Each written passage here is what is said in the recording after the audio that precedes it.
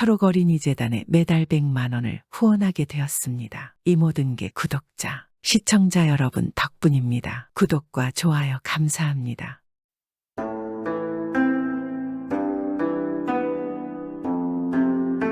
옛날 옛적에 어느 마을에 두 형제가 살고 있었습니다. 형은 매우 욕심이 많을 뿐만 아니라 무엇이든 자기 마음대로만 하려는 사람이었습니다.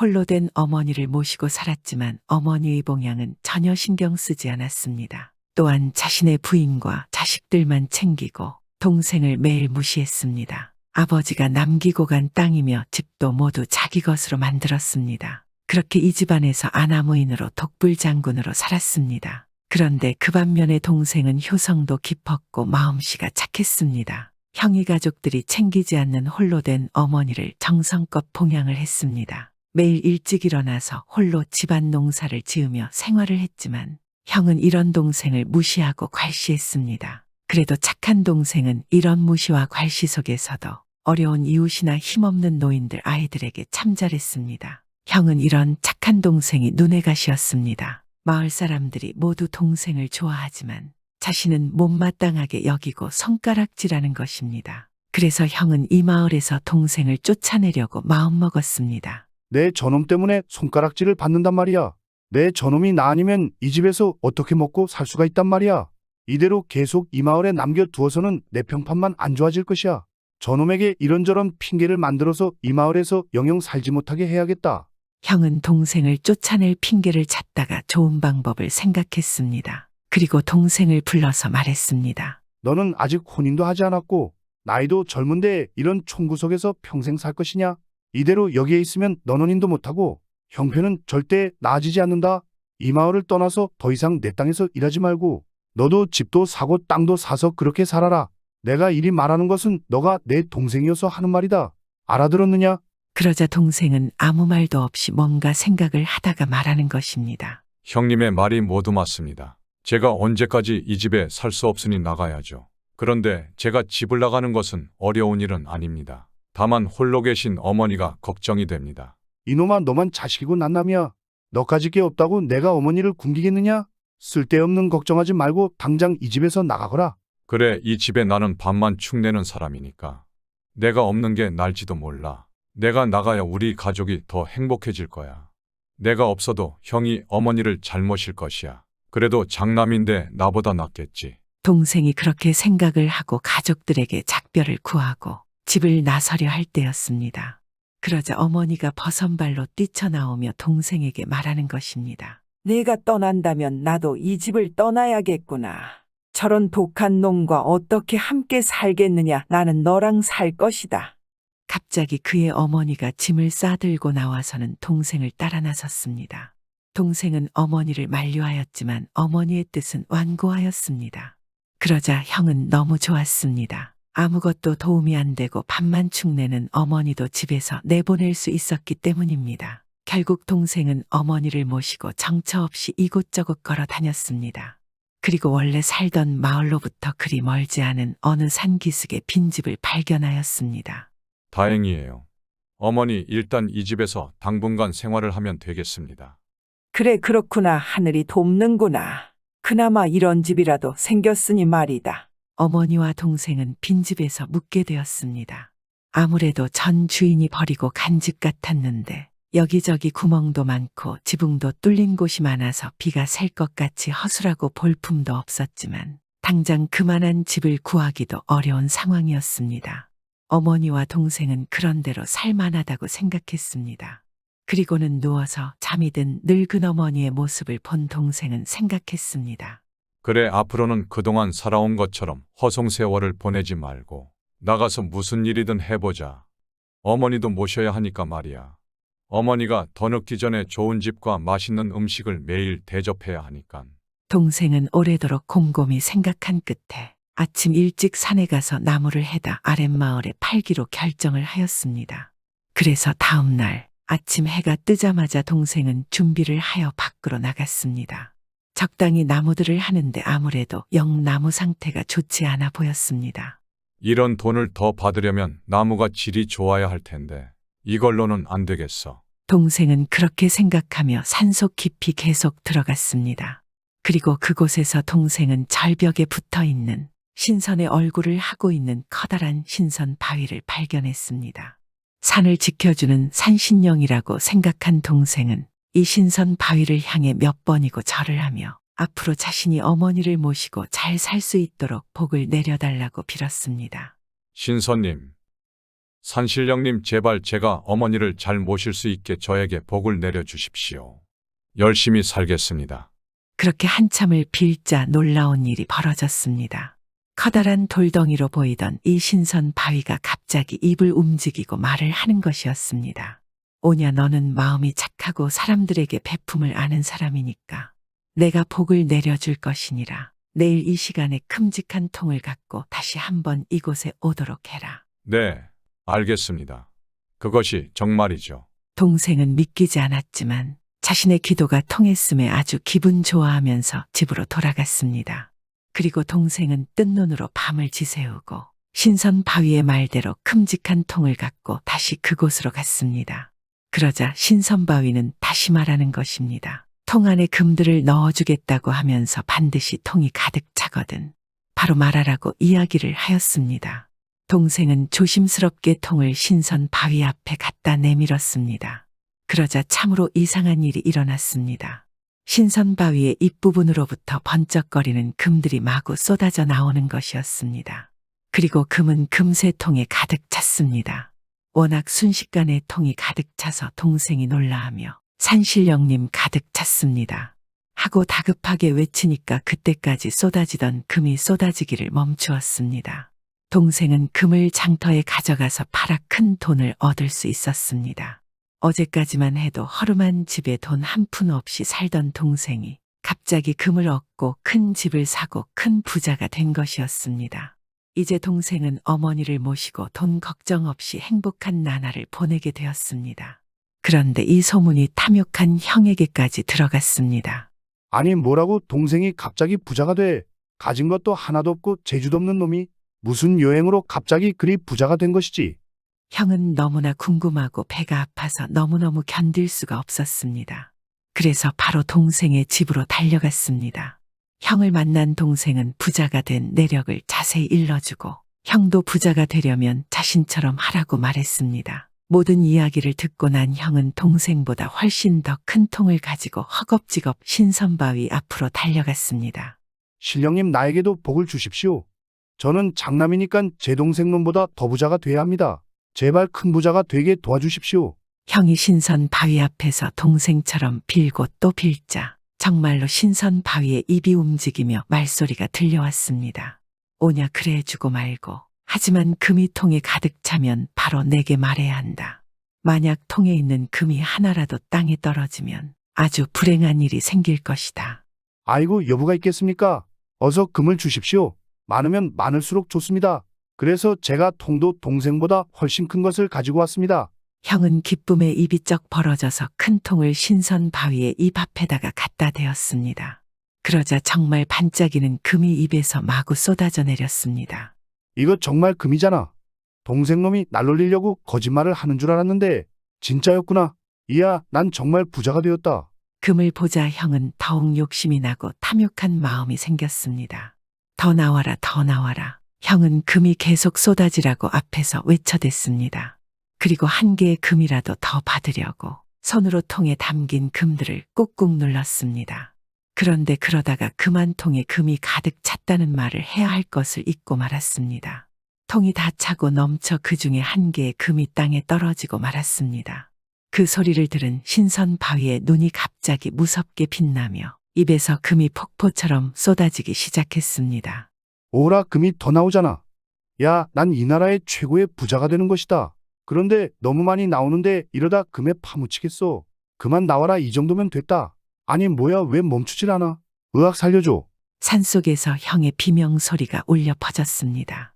한편 기다려도 오지 않는 형을 찾아 이 동생이 신선 바위에 갔을 때에는 신선 바위는 보이지 않고 그곳에는 자갈만이 쌓여서 산을 이루고 있었습니다.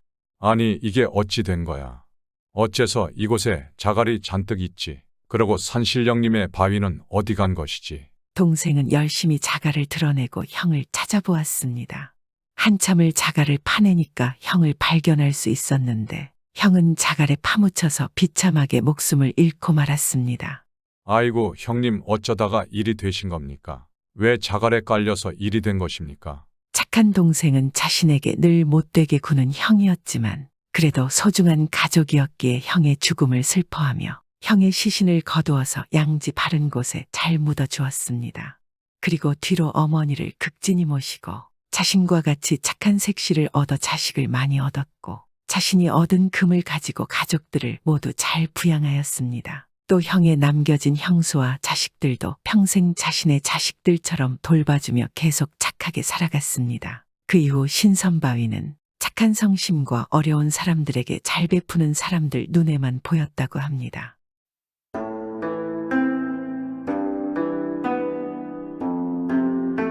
옛날 옛적 어느 마을에 김진사와 이진사가 살습니다. 김진사와 이진사는 소시적부터 아주 가까운 사이였습니다. 한 서당방에서 글 공부도 함께하고 서울에서 함께 과거를 보고 속과에 급제하여 다같이 진사가 되었습니다. 그런데 진사가 되어 자그마한 벼슬이라도 하게 되니 서로 멀리 떨어져 자주 만나지 못하였습니다. 그래도 김진사는 늘 이진사를 그리워했고 이진사도 늘 김진사를 잊지 않았습니다. 이진사에게는 외동딸 꽃분이가 있었는데 후원 연못에 피어난 연꽃처럼 고왔습니다.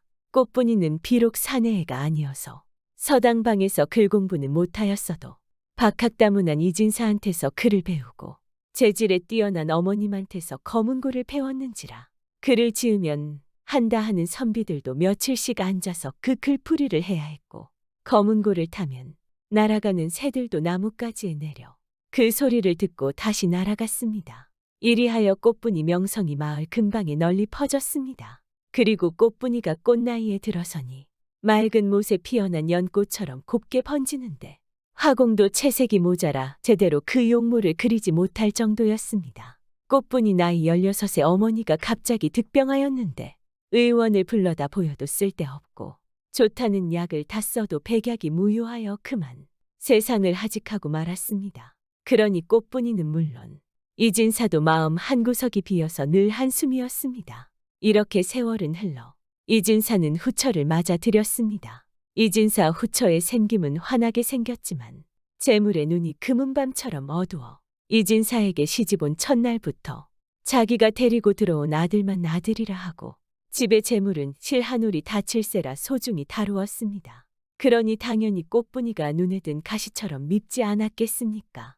하지만 이진사가 남달리 꽃분이를 금이야 오기야 하니 이진사 앞에서는 싫은 소리 한마디 못하고 그저 은근히 꽃분이를 해칠 꿍꿍이만 생각하였습니다. 그런데 어느 날 이진사는 관가의 일로 서울에 가게 되었습니다. 이진사의 후처는 더없이 좋은 기회를 얻었는지라 이진사가 떠난 지 사흘 만에 꽃분이에게 각별히 다정하게 굴며 꽃분이를 불러놓고는 강에 나가 머리도 감고 빨래도 해오라 하였습니다.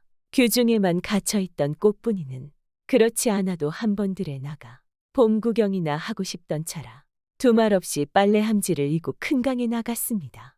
이때는 바로 아지랑이가 아물아물 피어오르고 갖가지 꽃들이 다투어 피며 나뭇가지에 움이 트고 잎이 피는 봄이라 꽃분이는 강가에 나오니 날아갈 듯 마음 상쾌하였습니다. 봄물은 소리치며 줄줄 흐르는데 나비는 화가 내서 춤을 추고 꾀꼬리는 버드나무 가지를 타며 노래를 불렀습니다. 꽃분이는 성마돌같이 둥실한 도리에 서서 아름다운 경치를 바라보다 맑은 물에 시원히 세수하고는 빨래를 하였습니다. 난생 처음 해보는 빨래라 힘은 들었지만 물에 담근 옷들을 넙죽한 도리에 올려놓고 방망이질을 하고는 맑은 물에 휘휘 헹궈냈습니다.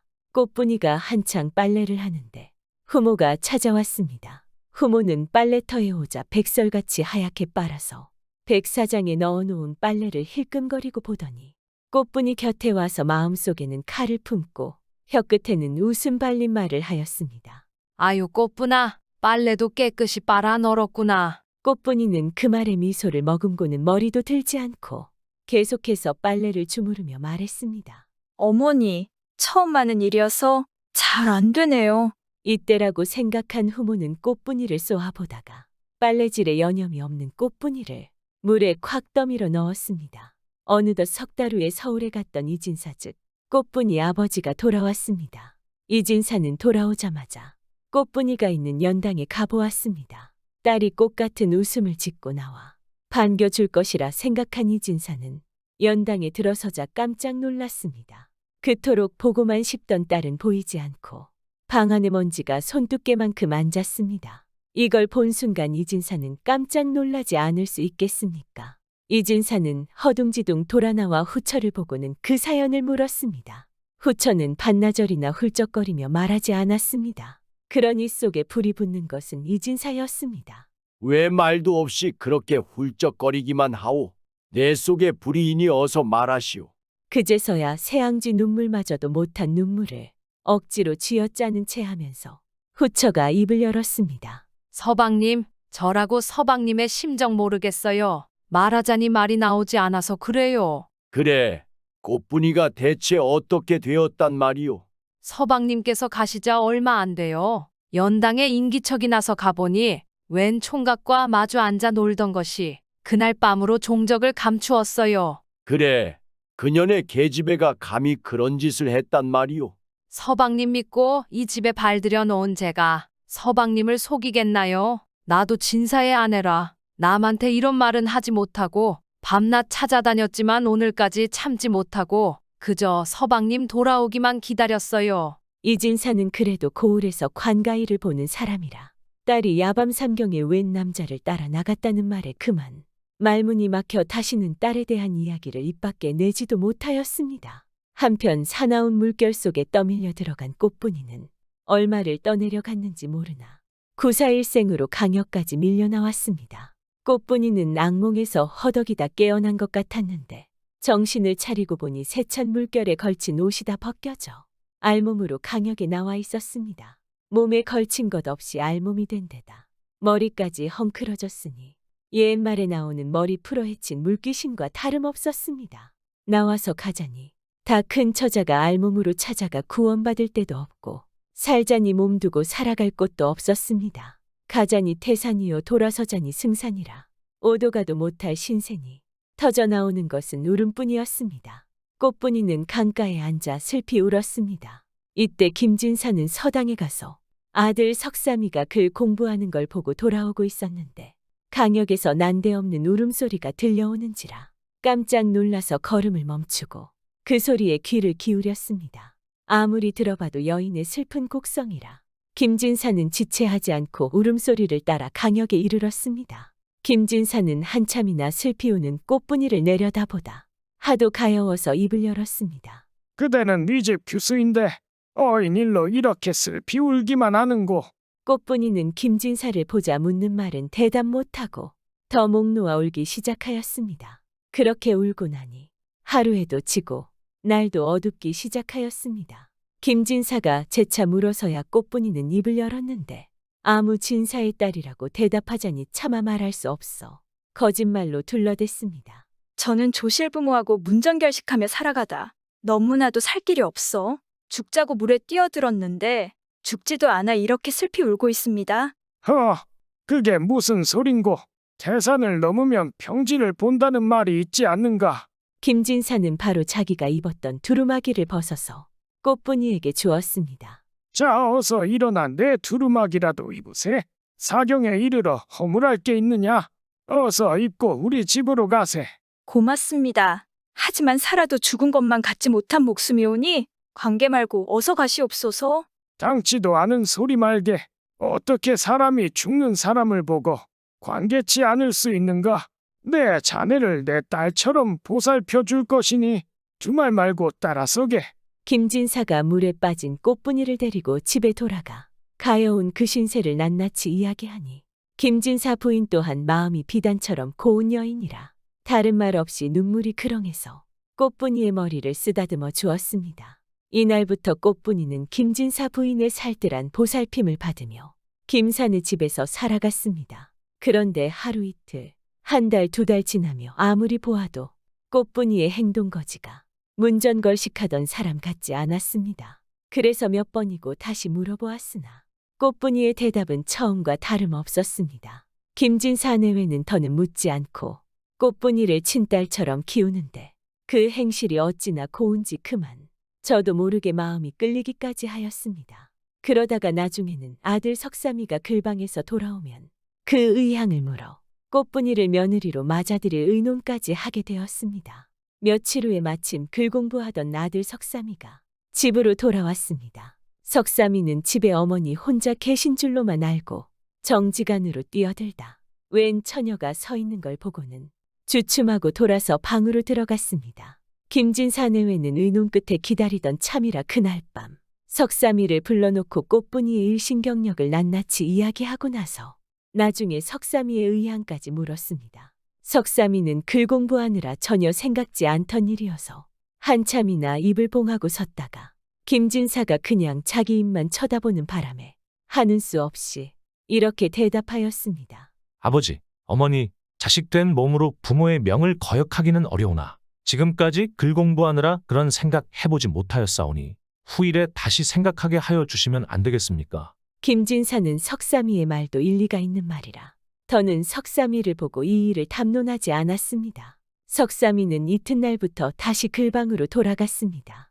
그때로부터 세월은 빠르게 흘러 단날이 돌아왔습니다. 꽃들이 철따라 피어 그윽한 향기를 풍기는데 집집의 처녀들은 곱게 몸단하고 휘늘어진 수양버들 그네터에 가서 하늘같이 파란 치맛자락을 날리며 그네를 타기 시작하였습니다. 김진사도 단오놀이를 나가고 그의 부인도 그네터에 나가서 집에는 꽃분이밖에 없었습니다. 그러나 모두들 단오놀이를 나가고 홀로 집에 앉아 있으니 또 지나간 설움이 복받쳐 눈물이 솟구쳤습니다.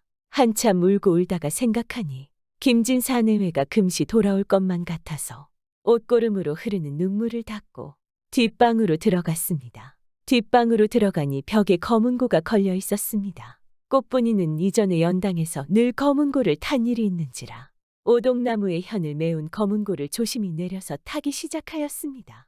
꽃분이는 뱃사공의 아내가 바닷가에 나간님을 그리며 타던 곡과 고을 군수한테 비참하게 맞아 죽은 남편을 그리며 타던 곡들을 골라서 탔습니다. 애절한 검은고 소리가 은은히 뜨락으로 울려나갔습니다. 이때 석삼이가 단오를 지내려고 집으로 돌아왔습니다. 뜨락에 들어서니 검은고 소리가 들리는데 때로는 흐느껴 우는 듯 떨리다가도 때로는 애타게 하소연하는 듯 가락을 튕기는 그 소리가 석삼이의 마음을 울려주는 것 같았습니다. 석삼이는 저도 몰래 검은고 소리를 따라 뒷방문가에 다가가 슬며시 방 안을 들여다 보았습니다. 방 안에는 몇 달 전에 부모님께서 말하던 꽃분이가 앉아 있었습니다. 전에는 얼핏 봐서 몰랐지만 자세히 보니 꽃분이의 얼굴은 고운 눈썹 아래 샛별 같은 두 눈이 반짝이는데 또한 두 볼도 일월같이 환했습니다. 석삼이는 전에 아버지께 들은 말도 있는지라 큰 맘을 먹고 헛기침을 2번 한 후 성큼 방 안에 들어섰습니다. 그러니 꽃분이는 놀라 검은고를 급히 벽에 걸어놓고 눈에 대롱대롱 맺힌 눈물을 닦으며 몸둘바를 몰라 하였습니다. 부모님께 들어서 안지는 오래나 남녀유별하여 집에 온 손님을 오늘에야 처음 뵙고 인사 올리니 인사나 받아주시오. 석삼이가 이렇게 먼저 인사를 하니 꽃분이도 머리 숙이고 그 인사를 받았습니다. 문정걸식하다 죽게 된 몸을 진사님께서 구해주시고 친딸처럼 살뜰히 돌봐주시어 그 은혜 난망이온데 오늘에야 도련님 찾아 인사 올리오니 널리 생각해주세요. 초면에 서로 이렇게 인사의 말이라도 주고받으니 구면은 되었습니다. 하지만 꽃분이는 자기도 모르게 얼굴이 불같이 달아올라 서 있기에 거북했고 석삼이도 가슴에서 마구대고 방망이 치라는 바람에 무슨 말을 할지 몰라 서성거리기만 하였습니다. 이때 김진사와 부인이 거의 함께 집에 들어섰습니다. 석삼이는 깜짝 놀라서 방에 뛰어들어가 말없이 뛰는 가슴만 달래었습니다. 저녁에 석삼이는 아버지 앞에 무릎 꿇고 앉아서 자기의 의향을 말하였습니다. 아버지, 제가 저번에 집에 왔을 때 부모님께서 하신 말씀을 후일에 다시 생각해보겠다 하였는데 오늘 집에 돌아와 검은고 타는 소리를 들으니 아내보다 스승으로도 모실 만한 사람이오니 부모님들께서 허락하여 주시옵소서. 내가 그렇게 생각한다면 우리야 더 할 말이 있겠느냐? 100년을 기약하고 부귀영화를 누리면 우리 또한 기쁘지 않겠느냐? 이렇게 되어 석삼이와 꽃분이는 잔치를 하게 되었습니다. 꽃분이는 석삼이와 100년을 기약한 후로는 밤마다 한시를 써두었다가 서당방에서 글 공부하는 석삼이가 오면 그 한시를 보이었습니다. 시도 잘 쓴 데다 글씨 또한 옥필이었습니다. 세월이 흘러서 어느덧 석삼이는 서당 글 공부를 마치고 서울로 과거 보러 가게 되었습니다. 석삼이는 함께 글 공부하는 선비들을 보고는 몸이 불편하여 동행하지 못하겠으니 그들더러 먼저 떠나라 하고는 집에 돌아왔습니다.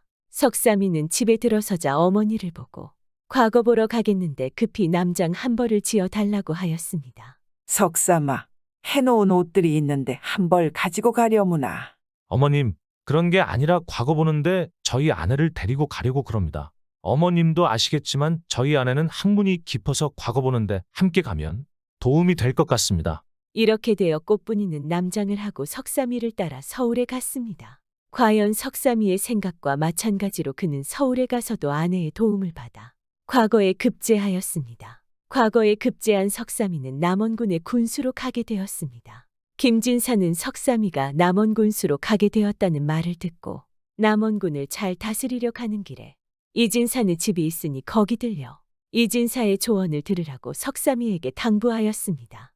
이진사는 딸을 잃은 일을 남에게 알릴 수 없고 하여 이날도 문을 확 열어 제끼고 먼 산만 쳐다보며 한숨을 후 내쉬었습니다. 그런데 이때 생각지도 않은 가마가 뜰하게 들어섰습니다.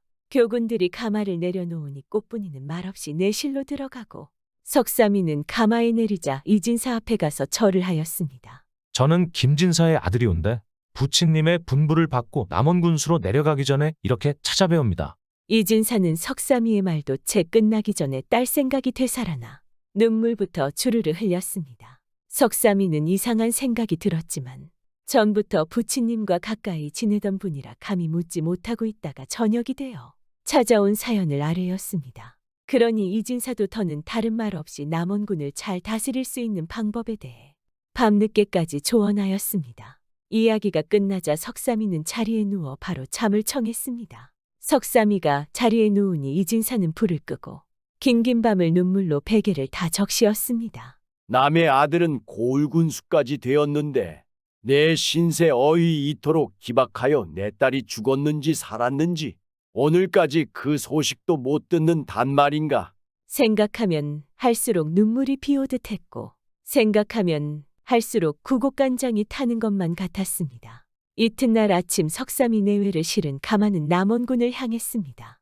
이진사는 그들이 떠나자 자리에 다시 누웠는데 일어날 맥도 없어 누운 자리에서 그저 슬피 울기만 하였습니다.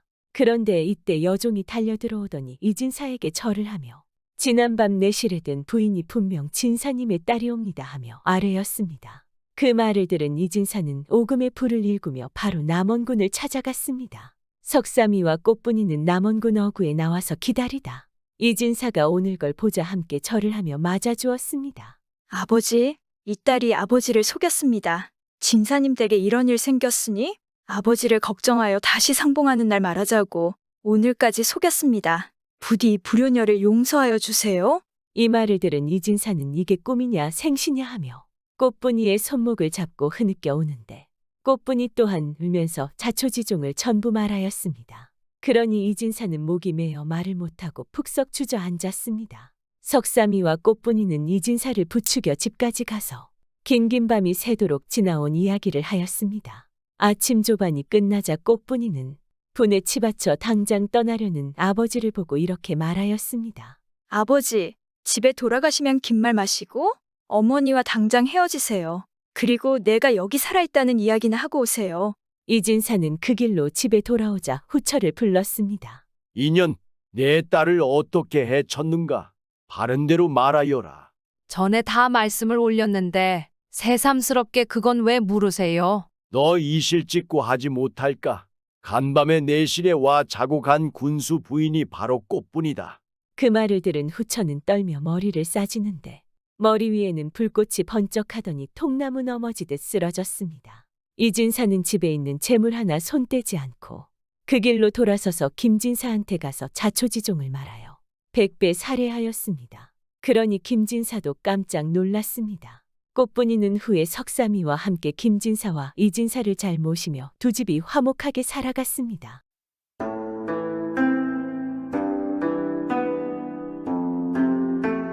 오늘 이야기는 한 사내가 하룻밤 사이에 검은 머리가 백발이 되었다는 흥미로운 이야기입니다. 그것이 바로 극진한 부부의 사랑에서 비롯된 것입니다. 오늘도 재미있게 옛날 이야기를 들어주시면 감사하겠습니다. 옛날 옛적에 두 노인이 나룻배를 타고 강을 건너게 됐습니다. 한 노인은 머리가 거뭇거뭇한데 한 노인은 아주 새하얀 백발인 것입니다. 그런데 배가 오니까 백발이 성성한 노인이 머리 거뭇거뭇한 노인더러 먼저 배를 타라고 사양을 하는 것입니다. 머리 거뭇거뭇한 노인이 이상하게 여겨 백발의 노인에게 물었습니다. 무슨 말씀이십니까? 연세 많은 노인장이 먼저 배에 오르셔야지요. 같이 늙어도 장유서인데 먼저 오르시지요. 하고 사양을 하니까 백발이 성성한 노인이 조용히 말하기를 아무 말씀 마시고 먼저 배를 타십시오. 연유는 나중에 말씀드리겠습니다. 하거든 말입니다. 그래서 할 수 없이 머리 거뭇거뭇한 노인이 먼저 배를 탔습니다. 배를 타고 강을 건너면서 검은 머리 노인이 그 연유를 물었습니다. 그랬더니 머리가 새하얀 노인이 하는 말이 노인장은 제 나이가 얼마쯤 돼 보이십니까? 하고 묻거든 말입니다. 제가 올해 64시니 저보다 10년 위 연배는 되시겠습니다. 했더니 백발의 노인이 무슨 생각에 잠겼는지 한참 있다가 말했습니다. 사실은 제 나이가 51쪽입니다. 그래서 아까 먼저 배에 오르시라고 사양을 했지요. 이런단 말입니다. 아나이 50도 안 된 사람이 머리가 백설같이 하얀이 믿어지지가 않지 않겠습니까? 제 머리가 이렇게 하얗게 센 데는 내력이 있습니다. 강을 다 건너려면 아직 멀었으니 그동안 그 내력이나 말씀드리지요. 심심하지는 않을 겁니다. 하면서 이야기를 늘어놓는데 들어보니 참 기막히더란 말입니다. 이게 그 이야기니 어디 한번 들어봐 주세요. 재미있지 않을까 생각합니다. 이 사람이 젊어서 소금 장사를 했는데 한 번은 소금짐을 지고 금강산을 넘게 됐습니다. 금강산 고개를 한 고개 넘고 두 고개 넘고 이렇게 넘어가는데 어느 고개를 넘다 보니 쌀은 없고 빈쌀 자루만 있는 것입니다. 그래서 그걸 주워 가지고 갔습니다. 한 고개를 더 넘으니 날이 저물었는데 마침 골짜기 한쪽에 불이 빠는 집이 있어서 그리로 갔습니다. 가서 주인을 찾으니 젊은 안악이 나오는 것입니다. 길 가다가 날이 저물어서 곤란하게 되었으니 하룻밤 묵어가게 해달라고 그러니 그러시냐고 하면서 들어오라고 그러는 것입니다. 집에 들어가서 저녁밥을 한 상잘 얻어먹었는데 쥔 안악이 소금 장수가 주워가지고 온 쌀자루를 보더니 기겁을 하는 것입니다. 손님, 그 쌀자루는 어디서 났습니까? 소상히 말해주세요. 이것은 내가 고개 넘어 길에 떨어져 있는 것을 주워가지고 왔소이다. 쌀은 하나도 없고 쌀자루만 숲에 버려져 있었습니다. 그랬더니 안악이 부엌에 나가더니 칼을 들고 오는 것입니다. 칼을 들고 들어와서 이 사람에게 들이밀면서 사내를 위협하며 말했습니다. 그 쌀자루는 내 남편 것입니다. 그게 길에 떨어져 있었다면 필시 도적에게 쌀을 빼앗기고 죽었을 터이니 남편 시체를 찾으러 가야겠습니다. 여기서 이 칼에 죽으렵니까? 나와 함께 시체를 찾으러 가시렵니까? 이런단 말입니다. 소금 장수는 혼이 다 빠져서 함께 가겠다고 하지 않겠습니까? 그래서 두 사람이 밖으로 나왔습니다. 안악이 장작불을 켜들고는 앞에 서렵니까? 뒤에 서렵니까? 하기에 겁이 나서 뒤에 서겠다고 하지 않겠습니까? 가뜩이나 컴컴한 밤에 산짐승들이 먹이감을 기다리고 있을 터인데 앞에 섰다가는 무슨 봉변을 당하지 않겠습니까? 안악은 장작불을 들고 앞에 서고 소금 장수는 뒤를 따라가는데 밤이 깊어 사방이 깜깜한 데다 산짐승들이 눈에 불을 켠 채 줄레줄레 따라와서 머리칼이 곤두서지 않겠습니까? 가다가 산짐승들이 달려들면 안악이 장작불을 휘둘러 쫓고 하면서 갔습니다. 그렇게 고개를 넘어가서 산속을 뒤지니까 한참 있다가 남편 시체가 나오는 것입니다. 시체를 찾아가지고 이 안악이 통곡하는 것입니다. 너무 슬프게 울어대니 보는 소금 장수도 마음이 찡하지 않겠습니까? 한참을 울다가 안악이 언제 울었냐 싶은지 눈에 도끼를 품고 말했습니다. 내 남편을 죽인 놈들은 내가 죽어서라도 저주하리라. 급살할 거야. 꼭 그렇게 만들 거야. 그리고 다시 소금 장수를 보며 말했습니다. 시체를 안고 가렵니까? 장작불로 짐승을 쫓으렵니까? 선택하세요. 한단 말입니다. 시체 안고 가기보다는 장작불 들고 짐승 쫓으며 가는 편이 낫겠다 싶어서 장작불을 받았습니다. 안악은 시체를 안고 가고 소금 장수는 장작불을 들고 달려드는 산짐승을 쫓으면서 갔습니다. 범인지 살쾡이인지 눈에 퍼런빛이 번쩍번쩍하는 것이 사방에서 달려들어서 그것들을 쫓느라고 이 사람 혼이 다 빠져서 집에 돌아왔습니다. 안악은 시체를 안방에 뉘어놓고는 지아비 장례를 치르려면 친정에 가서 오라비를 데려와야겠습니다. 고개 넘어 친정에 기별하러 가시렵니까? 여기서 시체를 지키고 있으렵니까? 하거든 말입니다.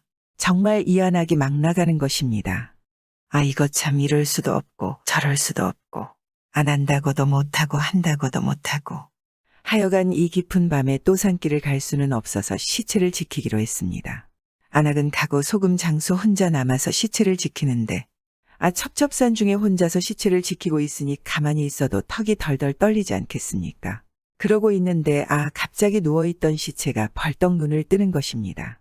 소금 장수가 그만 기겁을 해서는 엉겁결에 부엌으로 달아나서 부엌 아궁이에 머리를 쳐박고 기절을 해버렸습니다. 한참 뒤에 안악이 친정 오라비를 데리고 와보니 시체는 벌떡 눈을 뜨고 있고 시체 지키는 사람은 간 곳이 없거든 말입니다. 부엌에 나가보니 이 사람이 아궁이에 머리를 쳐박고 정신이 나가서 반쯤 죽어있단 말입니다. 뜨거운 물을 떠먹여서 살려놨습니다. 남편 장례를 다 치르고 친정 오라비도 가고 난 뒤에 안악의 팔뚝만한 삼산새 뿌리를 소금 장수에게 주면서 그동안 신세를 많이 졌습니다. 이걸 가지고 가서 소용이 닿는데 쓰십시오. 하는 것입니다. 소금 장수가 산삼을 받아가지고 그 집을 떠나오는데 고갯마루에 올라서니 등 뒤가 환한 것입니다.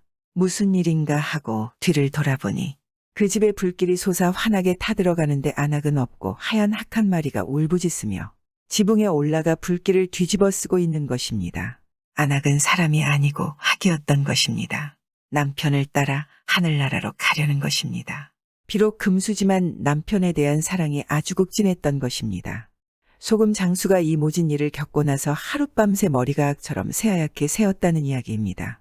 검은 머리 노인이 이야기를 다 듣고서 고개를 끄덕끄덕 거렸습니다. 그리고 뭔가 아는 듯 물어봤습니다. 그래서 금강산에 떨어지지 않고 다니는 학 한 쌍이 있었는데 10년 전부터 보이지 않은 게 그 연유였군. 금수지만 사람보다 낫군. 저 세상에서 더 이상 헤어지지 않고 잘 살고 있을 게야. 그리고 어느새 배는 땅에 닿아서 둘은 각자의 길을 갔습니다. 소금 장수는 학이 준 삼산새 뿌리를 판돈을 자신에게 쓰지 않고 소금 장수하면서 돌아다니다 사정이 어려운 이웃들에게 썼다는 이야기입니다. 학의 숭고한 사랑이든 재물을 쓴다는 게 왠지 탐탐지 않았던 것입니다. 요즘 우리 사는 세상도 이학 부부처럼 산다면 집안이 화목하고 매일매일 즐겁지 않을까요? 비록 옛날 이야기이지만 우리가 학보다는 나아야 하지 않을까요? 구독은 공짜입니다.